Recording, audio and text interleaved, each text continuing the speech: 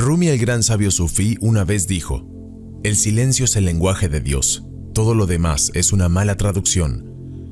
En el momento en que empiezas a ir en la dirección de la conciencia pura, también vas en la dirección de la homeostasis, que es la autorregulación. Vas en la dirección de la curación. Es ahí cuando activas el sistema nervioso parasimpático. Lo hemos probado con personas durante un retiro de una semana, el cual llamamos seducción del espíritu. Al final de la semana y mucho antes, les hicimos pruebas para detectar actividad genética e inflamación, entre muchas otras cosas. Descubrimos que los genes que causan la autorregulación y la curación aumentaron unas 17 veces. Los genes que causan inflamación crónica, que es el trasfondo común de las enfermedades crónicas, disminuyeron. El nivel de la enzima telomerasa, que influye en cómo envejecemos al nivel genético, aumentó la longitud de los telómeros significativamente, en algunos casos en 40%. Ahora todo esto se puede explicar a través de lo que llamamos epigenética, lo cual es una revolución y muchas personas han replicado estos hallazgos. Nuestro estudio se realizó en colaboración con científicos de Duke, Harvard, UCSF, UCSD, Scripps, pero otras personas los han replicado y han encontrado datos similares, si no exactamente idénticos, por lo que nuevamente esto es una gran revolución.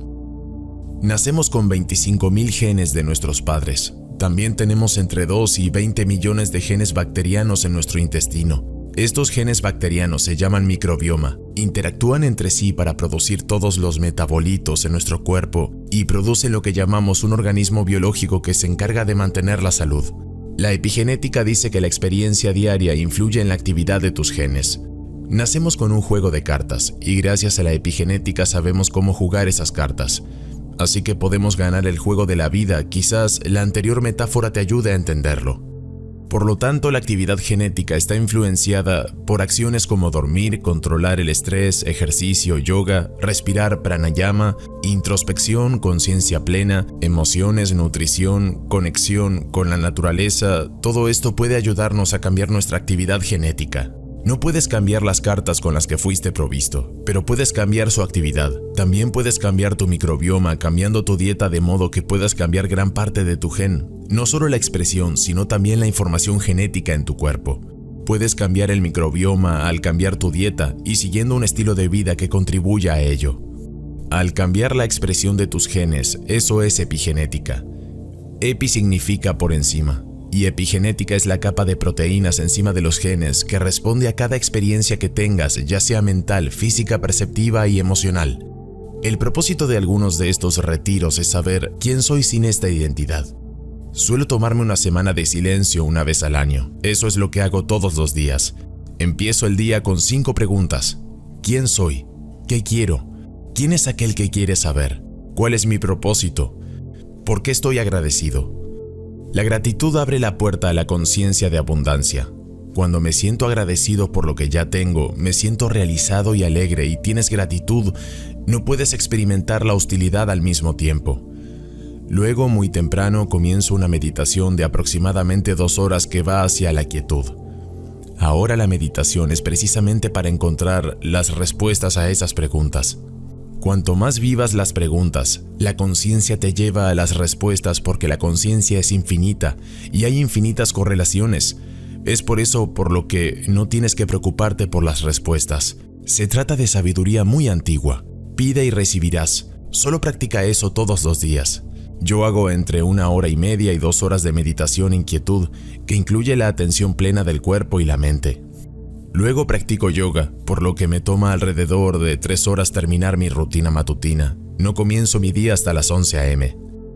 Normalmente no trabajo después de las 5, excepto cuando estoy dando una charla o en una gira o con los medios, pero suelo trabajar de 11 a.m. a 5 p.m. y los fines de semana escribo, reflexiono y disfruto de mi vida.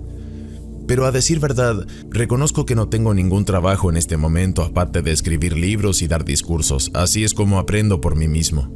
Soy lo que sea con lo que estoy luchando y tratando de resolverlo. Lo escribo y luego, si veo algo de claridad, lo publico. Eso es mi trabajo, pero no solo lo considero trabajo, lo considero como un juego. No pienso mucho en el envejecimiento. Tengo 73 años, mi próximo capítulo es la muerte. No estoy confundido por la construcción que hay alrededor de la muerte, porque no creo que el hecho de que la conciencia, al ser sin forma e infinita, esté sujeta al nacimiento o la muerte. Esta vida son unas vacaciones que estamos teniendo en el planeta Tierra en este momento y depende de nosotros disfrutarlas. La muerte no es el fin de la conciencia, es el final de una determinada historia en la conciencia, una determinada interpretación de las percepciones, imágenes, sentimientos y pensamientos, y la historia es, por supuesto, la mente condicionada. Tan pronto como naces, en mi caso me dijeron, eres indio, hombre, vienes de una familia rica o pobre, esta es tu religión. Confunden tu verdadero yo con esa identidad provisional. Así que no es que no piense en eso, sino que me pregunto qué hay más allá de mi identidad provisional. Permanezco allí y eso tiene un resultado muy interesante. Solo hay 3 cosas que suceden en una experiencia religiosa o tradicional. La primera es la trascendencia. Sabes que no eres una entidad en el espacio y el tiempo. Tu verdadero yo no tiene forma, es infinito, sin fronteras, sin restricciones, conciencia libre. Lo segundo es que tienes el surgimiento de lo que generalmente se conoce como verdades platónicas. Bondad, belleza, armonía, amor, compasión, alegría, ecuanimidad. Lo tercero es la pérdida del miedo a la muerte. No hay nada más importante que tener esas 3 experiencias y han sido parte de cada tradición de sabiduría durante miles de años. Mi propósito al trascender este mundo es que quiero que la gente diga, Deepak se fue. Retomemos desde donde lo dejó y veamos cómo podemos continuar esta exploración. El viaje no tiene fin, el punto de llegada siempre es ahora.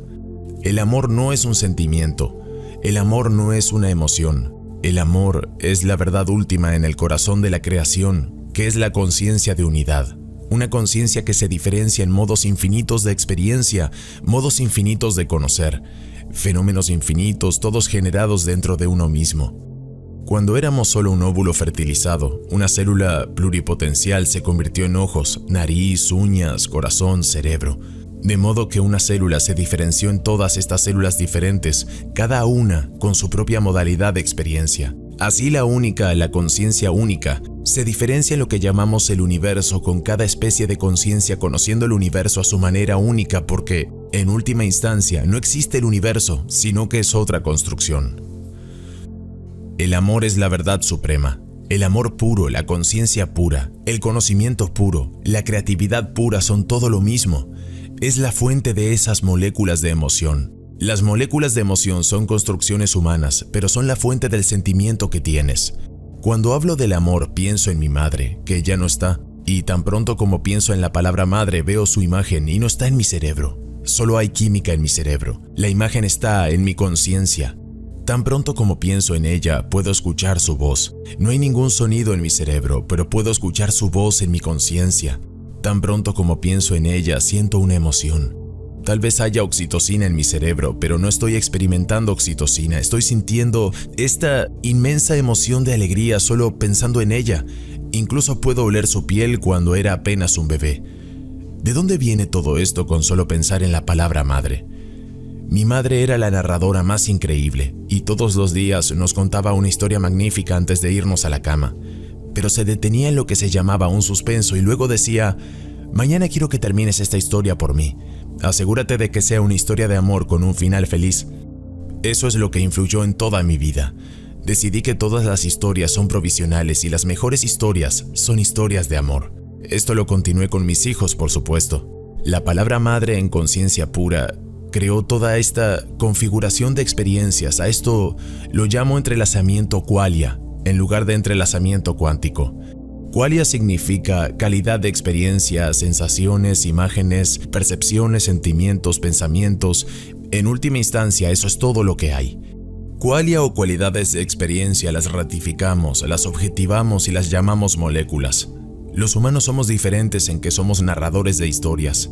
Así que hasta hace unos 30 o 40 mil años, cuando teníamos un lenguaje rudimentario, había 8 tipos diferentes de humanos, tal vez más. Somos Homo sapiens, lo que significa que los sabios nos dimos ese nombre, pero también hubo muchos más.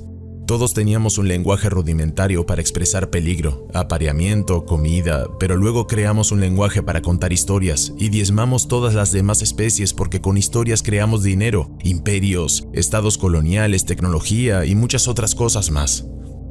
Todo esto es el resultado de nuestra capacidad de tomar la experiencia cruda que son las percepciones y hacer una historia a partir de ella. Así que, una vez que te das cuenta de eso, también te das cuenta de que todas las historias son provisionales. No eres tú tus historias, eres el autor de las historias. Y eso incluye todas las historias, incluida la historia de que eres un organismo biológico en un teatro de espacio-tiempo y causalidad. Y esto es real, esto es una historia. En la actualidad me alegra que los científicos, incluidos algunos pensadores muy grandes e importantes tanto en filosofía como en la ciencia, estén diciendo que lo que llamamos conciencia es materia organizada y que donde quiera que haya materia hay conciencia desde el átomo hasta la galaxia. Entonces la mente y el átomo van juntas, del átomo a la galaxia. Eso es panpsiquismo y hay mentes muy importantes que lo afirman. Esto es un gran avance porque ahora no solo dicen que la conciencia está sola en el cerebro, sino que impregna el universo de la misma manera que la gravedad, los átomos y los electrones. Pero en mi forma de ver no hay átomos, no hay electrones. La gravedad y los campos de fuerza son construcciones humanas, por lo que la materia es una construcción útil. Voy más allá del panpsiquismo hacia lo que se llama no dualidad. Esto significa que solo hay conciencia que se está modificando a sí misma en sensaciones, percepciones, imágenes, sentimientos y pensamientos, y le damos nombre a eso. Le damos nombre a una forma, un color o una sensación. Ya sea una taza, una mano, una galaxia, la Vía Láctea, átomos y campos de fuerza, los cuales son construcciones muy útiles. De lo contrario, no sabrías cómo navegar por la experiencia cotidiana. Inventamos las galaxias, creamos el cuerpo, creamos la gravedad y las ruedas de fuerza. Con nosotros me refiero a una especie de conciencia que se llama humana. Ahora, si todo lo que existe es conciencia, ¿hay algo detrás de eso, como por qué la conciencia ha dado origen a los humanos? ¿Cómo llegamos aquí? Y tal vez más importante, ¿por qué llegamos aquí? No sé si puedo responder por qué, pero puedo decirte cuál es el pensamiento detrás de esto. ¿Hay algo detrás de la conciencia? Eso se llama conciencia pura. Ahora la experiencia cotidiana es conciencia modificada. Así que ahora mismo lo que estás experimentando es la que llamamos el estado de conciencia de vigilia. ¿Qué quiere decir eso? ¿La conciencia de estar consciente? La respuesta es no. Es la conciencia de que estás experimentando un cuerpo físico y un mundo físico con los ojos abiertos. A eso se llama estado de conciencia de vigilia. Entonces la conciencia se modifica cada vez que abres los ojos en esta experiencia y a eso lo llamas mundo físico. Si cierras los ojos, tienes otro estado de conciencia en el que en la realidad no experimentas el mundo físico. Experimentas sensaciones, imágenes, pensamientos, emociones, historias. Es como un sueño. Tan pronto como cierras los ojos, estás experimentando. Podrías llamarlo soñar despierto, pero no hay diferencia entre un sueño y lo que sueñas por la noche. El mundo físico ha desaparecido, solo hay un mundo mental. Luego profundizas en la noche. Incluso el mundo mental desaparece en lo que llamamos sueño profundo. Por cierto, esa es la inteligencia más elevada porque en el sueño profundo hay un procesamiento inconsciente, hay creatividad, se crean correlaciones, se eliminan toxinas, hay un reinicio completo de tus recuerdos y una consolidación de eso. Así que en el sueño profundo, aunque no hay la experiencia de un mundo físico o mental, es un estado muy inteligente y altamente correlacionado en el que se produce un procesamiento inconsciente. Se están consolidando los recuerdos, la imaginación se está refinando, etc. Aunque no tengas experiencia consciente. Así que piensa en estos tres estados metafóricamente, tal como lo harías con el agua, convirtiéndose en hielo como un mundo físico, agua como un fluido o en sueño, agua como vapor, aún más soñadora, fluctuante, ambigua, contradictoria y difícil de comprender. Si quieres ir un poco más allá de eso, estoy hablando metafóricamente, terminarías con lo que es llamado vacío cuántico, que es la base fundamental de la existencia según la ciencia. Pero puedes hacerlo subjetivamente, puedes pasar del mundo físico al mundo de los sueños y más allá, a lo que se llama conciencia fundamental, que es la fuente de todo conocimiento, toda experiencia.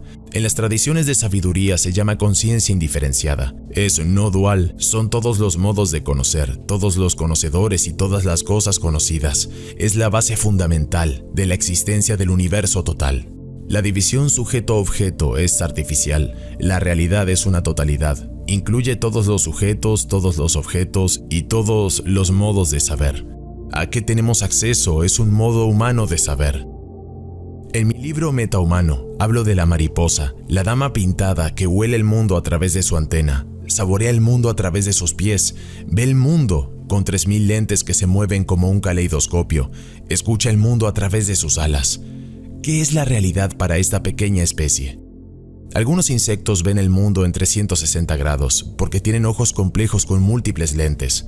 Nosotros solo podemos ver dentro de un cierto rango, pero hay insectos que pueden hacerlo en 360 grados.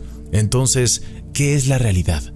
Lo que llamamos la realidad, lo que la ciencia actual llama realidad, viene bajo el título de realismo ingenuo. Einstein era un realista ingenuo, y no lo digo de manera despectiva, es una palabra en la ciencia de la filosofía. Realismo ingenuo significa que el mundo físico existe exactamente como lo perciben los 5 sentidos humanos. Obviamente eso no es cierto, ya que otras especies experimentan el mundo a través de diferentes modos de percepción sensorial. El segundo aspecto del realismo ingenuo es que el mundo físico, tal como lo perciben los 5 sentidos humanos, existe incluso si nadie lo estuviera observando bien. ¿Cómo se prueba eso?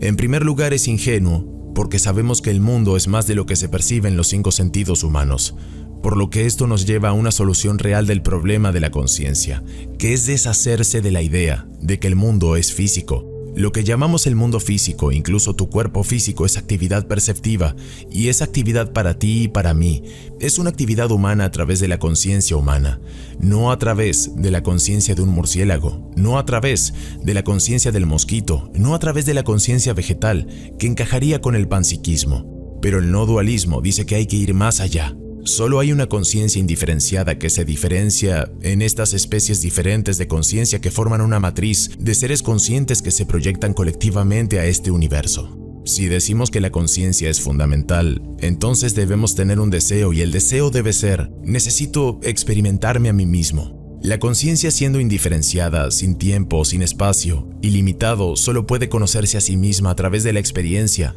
por lo que se modula en estas diferentes variedades de experiencia casi infinitas, y lo llamamos el universo, pero en esa conciencia. Si te pregunto qué es esto, dirías que es una taza, ¿cierto? Si fueras un bebé, no sabrías que esto es una taza. Esto es una forma, un color, una sensación, un sabor, y es un ruido. El resto es una historia. Es una historia humana que creamos tal como creamos el dinero, los estados nacionales, los imperios coloniales, y lo tomamos como una realidad. Pero cuando tengas tiempo para seguir cuestionándote tus certezas habituales, te darás cuenta de que en realidad no sabemos nada, nada. Todo lo que sabemos es una invención, es una construcción humana, y una vez que estamos incrustados en ese concepto humano, lo llamamos realidad. No cuestionamos cuál es la fuente de esta experiencia, por lo que tomar retiros y practicar la conciencia plena del cuerpo, la mente y el espacio mental, la red de relaciones, el misterio de la existencia, te lleva lentamente a lo más profundo de tu verdadero yo, que es el orquestador de la experiencia cotidiana. Ahora hablemos un poco sobre la medicina. Creo que el futuro de la medicina es la autorregulación. Esto conlleva la meditación, el yoga y las prácticas que estimulan el nervio vago y crean coordinación mente-cuerpo, como la meditación, yoga, tai chi, qigong, artes marciales, saber cómo regular tu mente y cuerpo como una sola unidad. Pero además de eso, somos inteligencia artificial, y la tecnología más sorprendente que puede mejorar esa experiencia de autorregulación. Ya hay datos de que puedes ayudar a los niños con autismo a través de la realidad virtual, cambiando sus expresiones faciales y brindándoles información sobre lo que podría ser una integridad emocional, o puedes cambiar la imagen que tiene una persona anoréxica cuando se mira en un espejo, puedes deshacerte de una fobia a través de la realidad virtual o incluso las quemaduras.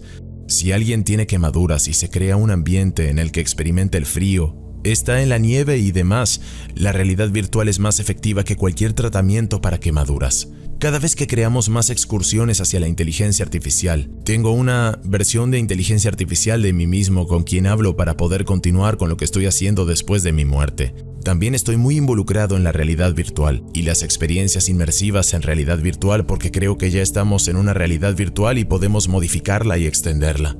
Creo que el futuro de la medicina es la tecnología más sorprendente con la comprensión más asombrosa de la conciencia.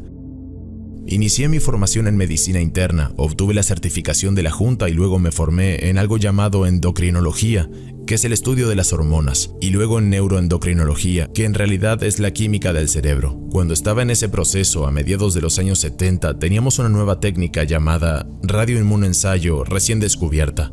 Las personas que crearon la técnica ganaron el Premio Nobel de Medicina. Recuerdo que el nombre de la científica era una tal Rosalind Yalow. Se descubrió por primera vez que se podían medir sustancias químicas en el cerebro llamadas péptidos, y lo que reconocí de inmediato con la ayuda de mis colegas fue que la química del cerebro era la clave de la conexión entre lo que está sucediendo en tu vida interior y lo que está sucediendo en tu cuerpo. Estos químicos llamados neuropéptidos tienen su significado. Neuro significa en el cerebro, péptidos sus proteínas, pero en realidad son las moléculas de la emoción que conocemos como serotonina, dopamina, oxitocina o los opiáceos a los que la gente es adicta hoy en día. De hecho, todos elaboramos nuestros propios opiáceos. Una vez que empezamos a observar estos químicos, nos dimos cuenta de que también eran inmunomoduladores que se encargan del sistema inmunológico, es decir, que lo regulan. Si tienes un sistema inmunológico muy agresivo, padecerás de alergias o enfermedades autoinmunes.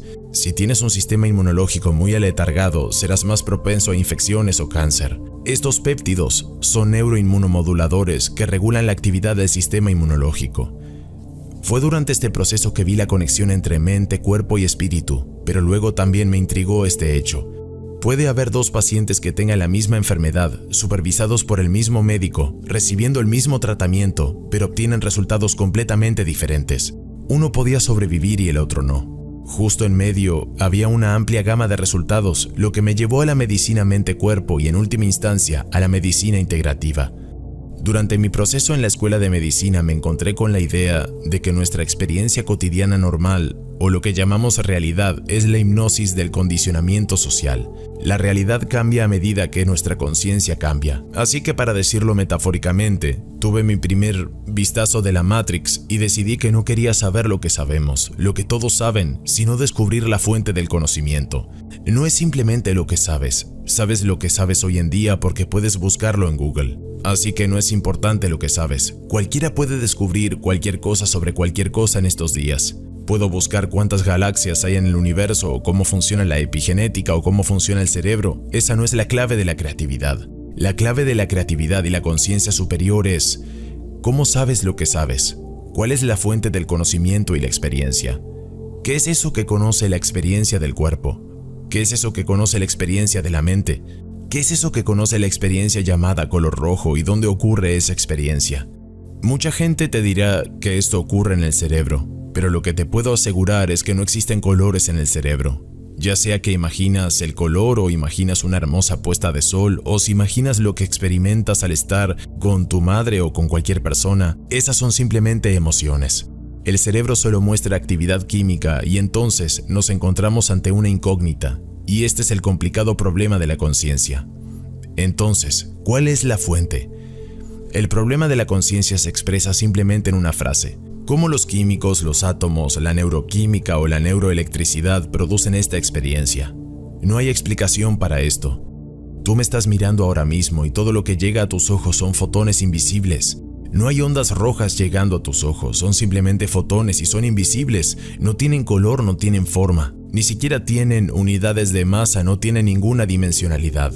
Los fotones a los que estás expuesto ahora mismo te están dando la experiencia de tu propio cuerpo, de mí y de esta habitación.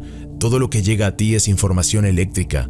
Todo lo que va a tu cerebro es una corriente eléctrica. Pero estás experimentando esta habitación, estás experimentando tu propio cuerpo, estás experimentando pensamientos. De hecho, tu experiencia ve lo que llamamos realidad y es cotidiana. Lo creas o no, ningún neurocientífico puede decirte cómo sucede eso. Puede observar lo que ellos llaman correlatos neuronales.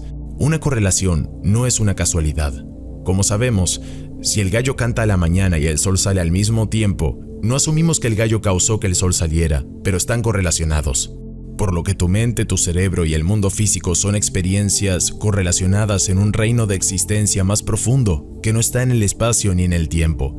El propósito de todos los curanderos y en última instancia de todos los médicos debería ser aliviar el sufrimiento. Ahora hemos hecho un buen trabajo al aliviar el sufrimiento que ocurre debido a una enfermedad aguda.